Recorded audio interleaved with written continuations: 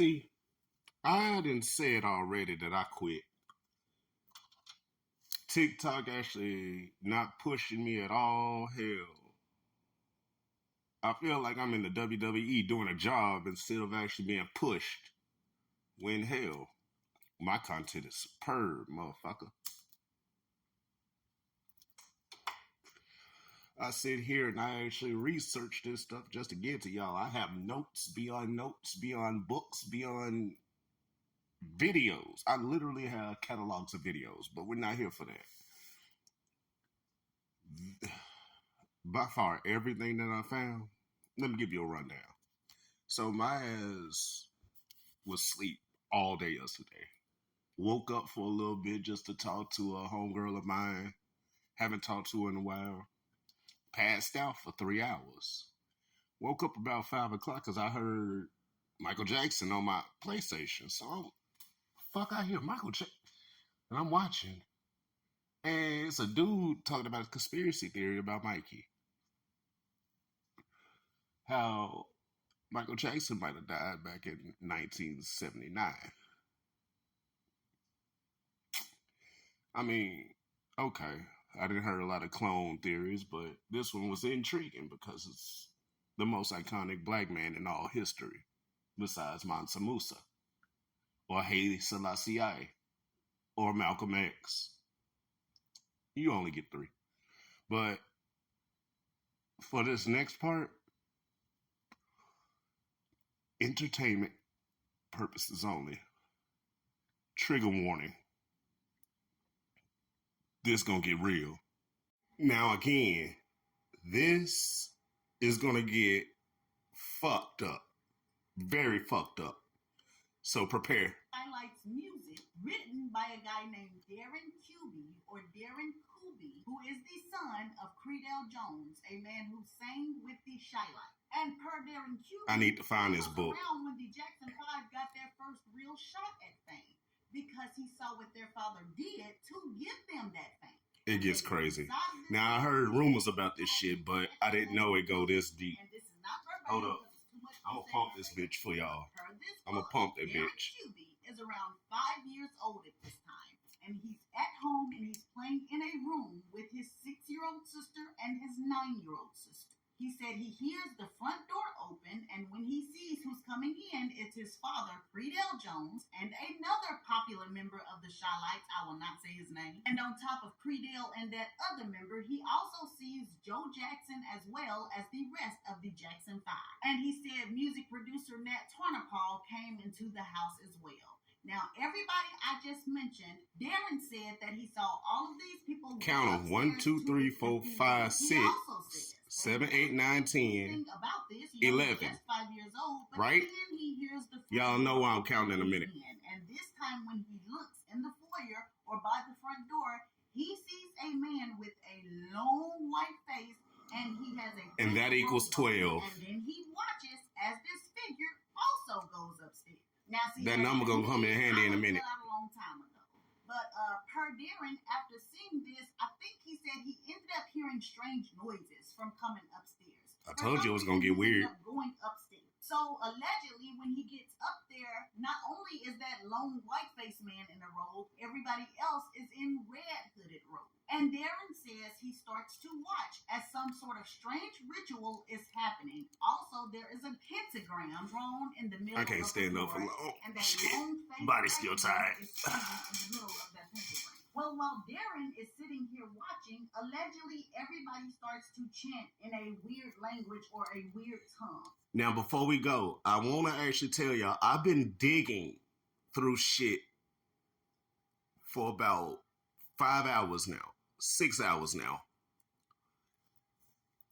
And then he sees his sister. I'm not sure if it's the 6-year-old sister or the 9-year-old sister, but he sees one of his sisters being dragged into the room. And ain't no way I can describe this for real, but when she gets in there, per Darren, allegedly he sees Joe Jackson hold her down, and then he sees that other popular Shylight member allegedly assault his sister. And soon he sees everything stop with what's going on, and then Joe and the Shylight member changes position. So now it is Joe Jackson us his sister. Baby, listen, it's some very wicked stuff because I got to add this in.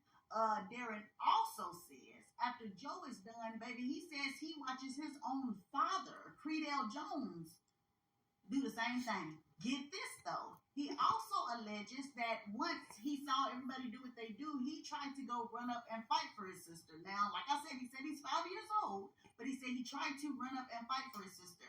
Baby, this boy said these folks grabbed him and put him in the room and done the exact same thing to him. And I want to make it clear, this is not just the people that I've named. God, I hate when he does that. Allegedly, in this book, it states that it was 12 people in all that did the things that they did. Well, per this book, told you 12. After everything was done, Darren is sitting there crying, but then he sees that tall man with the long white face that's standing in the middle of the pentagram, holding a baby. And there's just no way that I can describe exactly what happened. But I will say this, after what happened to the baby, everybody passed around a goblet and they drank it. Darren said everybody drank from this goblet. He said not only did his father, the other Shylights, Nat Turner, Paul, and some other people do it, he also alleged that Joe Jackson, as well as all of the Jackson 5, also drank from the goblet. Then he said something about the chanting got louder. Baby, I don't know. Maybe the house started to shake. I'm not sure.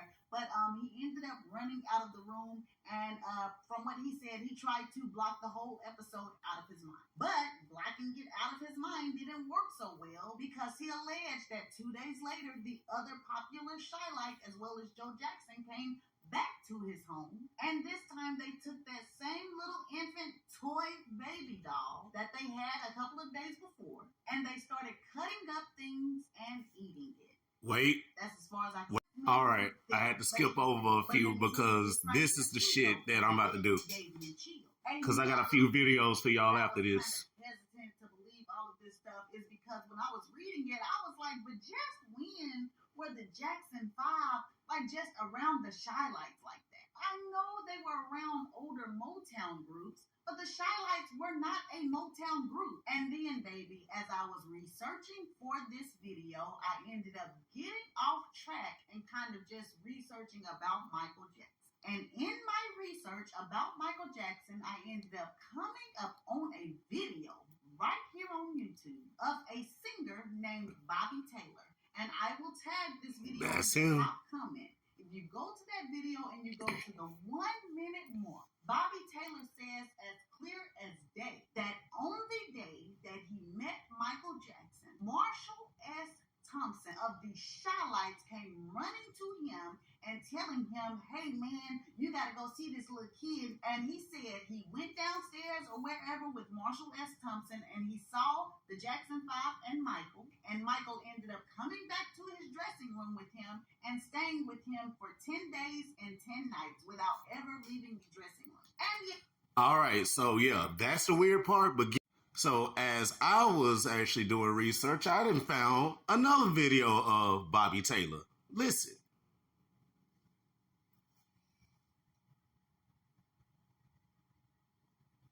I have wild animals in my home. Michael said, man, I want to do that same thing when I get some money. I said, well, do it, Mike. If that's what you want to do, don't let nobody tell you no different. Right? Michael used to sleep with me. Right? He did that with other kids. To me, that was just the way we came up as young people, as children. We came up going over for sleepovers and stuff.